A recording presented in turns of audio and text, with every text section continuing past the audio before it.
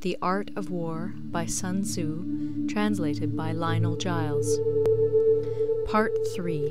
Attack by Stratagem. Sun Tzu said, "In the practical art of war, the best thing of all is to take the enemy's country whole and intact. To shatter and destroy it is not so good.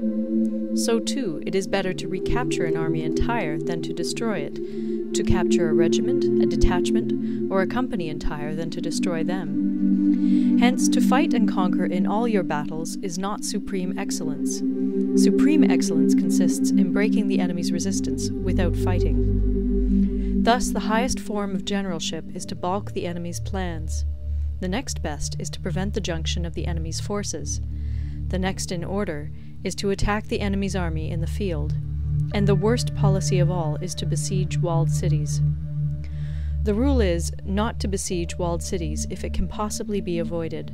The preparation of mantlets, movable shelters, and various implements of war will take up 3 whole months, and the piling up of mounds against the walls will take 3 months more.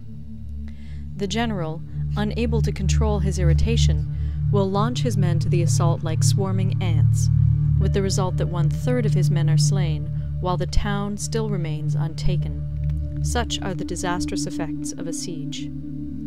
Therefore the skillful leader subdues the enemy's troops without any fighting. He captures their cities without laying siege to them. He overthrows their kingdom without lengthy operations in the field. With his forces intact, he will dispute the mastery of the empire, and thus, without losing a man, his triumph will be complete. This is the method of attacking by stratagem. It is the rule in war, if our forces are 10 to the enemy's 1, to surround him; if 5 to 1, to attack him; if twice as numerous, to divide our army into 2. If equally matched, we can offer battle; if slightly inferior in numbers, we can avoid the enemy; if quite unequal in every way, we can flee from him. Hence, though an obstinate fight may be made by a small force, in the end it must be captured by the larger force. Now the general is the bulwark of the state. If the bulwark is complete at all points, the state will be strong. If the bulwark is defective, the state will be weak. There are 3 ways in which a ruler can bring misfortune upon his army. 1. By commanding the army to advance or to retreat, being ignorant of the fact that it cannot obey. This is called hobbling the army. 2. By attempting to govern an army in the same way as he administers a kingdom, being ignorant of the conditions which obtain in an army. This causes restlessness in the soldiers' minds. 3.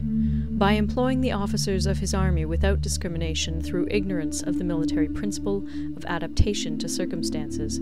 This shakes the confidence of the soldiers. But when the army is restless and distrustful, trouble is sure to come from the other feudal princes. This is simply bringing anarchy into the army and flinging victory away. Thus we may know that there are 5 essentials for victory. 1. He will win who knows when to fight and when not to fight.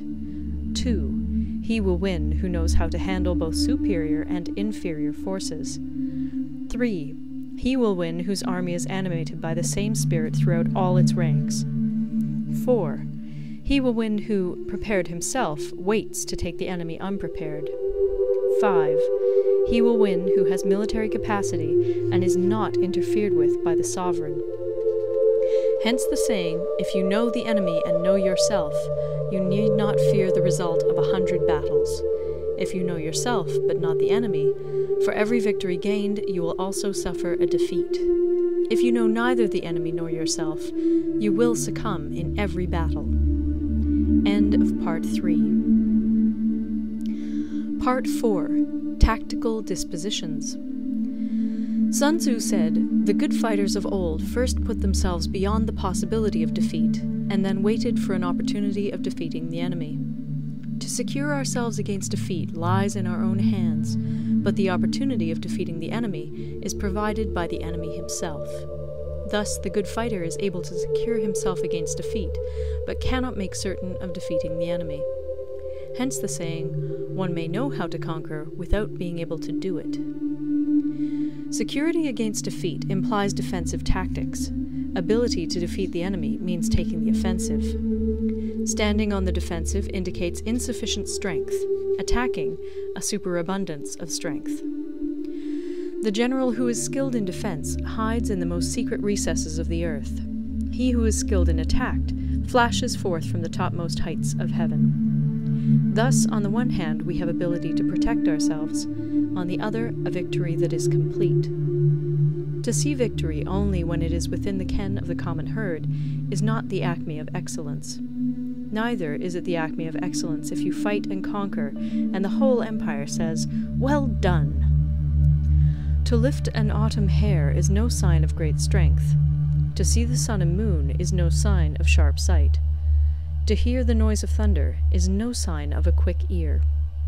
What the ancients called a clever fighter is one who not only wins, but excels in winning with ease. Hence, his victories bring him neither reputation for wisdom nor credit for courage. He wins his battles by making no mistakes. Making no mistakes is what establishes the certainty of victory, for it means conquering an enemy that is already defeated. Hence, the skillful fighter puts himself into a position which makes defeat impossible, and does not miss the moment for defeating the enemy. Thus it is that in war the victorious strategist only seeks battle after the victory has been won, whereas he who is destined to defeat first fights and afterwards looks for victory. The consummate leader cultivates the moral law and strictly adheres to method and discipline. Thus it is in his power to control success. In respect of military method we have, firstly, measurement, secondly, estimation of quantity, thirdly, calculation, fourthly, balancing of chances, fifthly, victory. Measurement owes its existence to earth, estimation of quantity to measurement, calculation to estimation of quantity, balancing of chances to calculation, and victory to balancing of chances. A victorious army opposed to a routed one is as a pound's weight placed in the scale against a single grain. The onrush of a conquering force is like the bursting of pent-up waters into a chasm 1,000 fathoms deep. End of Part 4.